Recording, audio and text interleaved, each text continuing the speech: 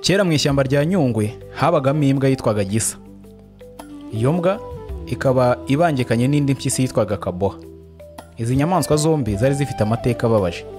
Gisa yari yaraturutse mu gace k'abaturage aho yari yarigeze kuba imbwa y'umurinzi, ariko nyuma iza gushinjwa gusenya ibiraro ndetse n'amazu y'abantu yirukanwe wabo.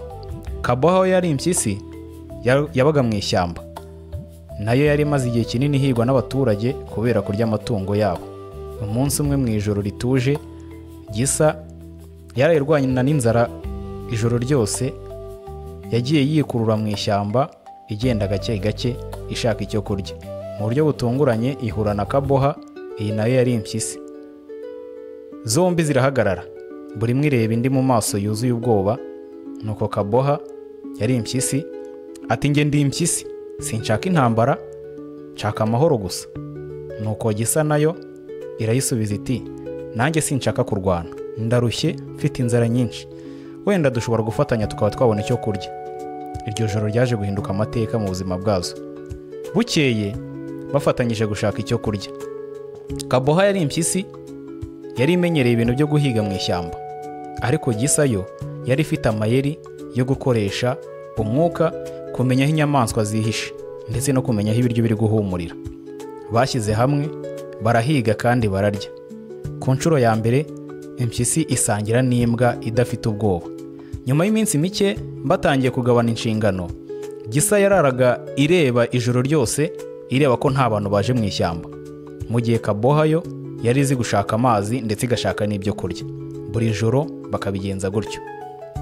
Bicaraga ku rutare mu ijoro hejuru y'umugezi, bakareba inyenyeri baganira ku buzima bwaho bw'abashize ndetse n'inzozi zabo.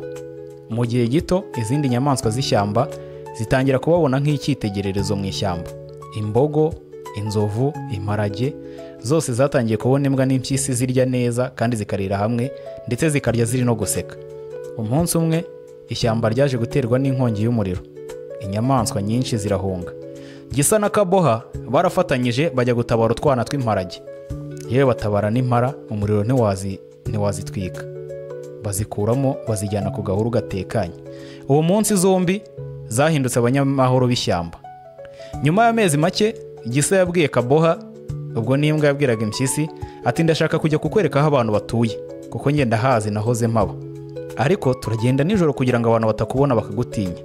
Kaboha iremera, baragenda bucece. Bageze hafi y'icyaro, Gisa yinjira mu rugo rumwe. Nuko Gisa yari afite igikapu kirimo imbuto ndetse n'izo bagiye bakura mu ishyamba. Nuko mu gitondo bagisigaho, abana babyutse baza basanga imbuto ndetse n'ibindi biribwa Kaboha na Gisa bari babazaniye. Barishima cyane, abana babyina bavuga ngo iyi ni impano y'Imana tubonye. Ibyo byahindutse umuco. Buri cyumweru Gisa na Kaboha bakajya kuzana ibiryo ndetse n'izindi mbuto bakuye mu ishyamba bakabizanira abaturage, bakabisiga hanze, bwacya abana bakabibona. Nuko umunsi umwe hari umuntu waje kubabona, akwirakwiza inkuru mu giturage cyose ko hari imbwa ndetse n'impyisi zidasanzwe zaje zije kubafasha. Ntago ari abanzi niko abitekereza. Hashize imyaka 2, Gisa na Kaboha babaye ibirangirire mu ishyamba ryose ndetse no mu giturage bituranye. Inyamaswa zose zikunda kumenya ko Gisa na Kaboha bafitanye ubucuti budasanzwe, ndetse inyamaswa zose zigiramo ko kugira amahoro atari ubwoko kugendera ku mutima. Umunsi umwe bari bicaye ku rutare rwabo aho bakunda kwicara. Kaboha yari impyisi ihamagara Gisa iti Gisa, twari abanzi b'umwimerere none turi inshuti zikomeye, ubwo bishatse gusobanura iki? Kaboha irongera iti ubu noneho nasobanukiye ko amahoro ashobora guturuka ku bantu bari basanzwe batumvikana. Amahoro ni y'abantu batandukanye bakenera cyane. Gisa nayo irayisubiza iti yego, ubucuti bushingira ku bumuntu burya si isura. Bahera aho ngaho bareba izuba rirenga, amahoro arakomeza mu ishyamba. Sinjye hahera umugani wa Gisa ndetse na Kaboha babereye inshuti mu ishyamba kubera ibibazo bari bahuje.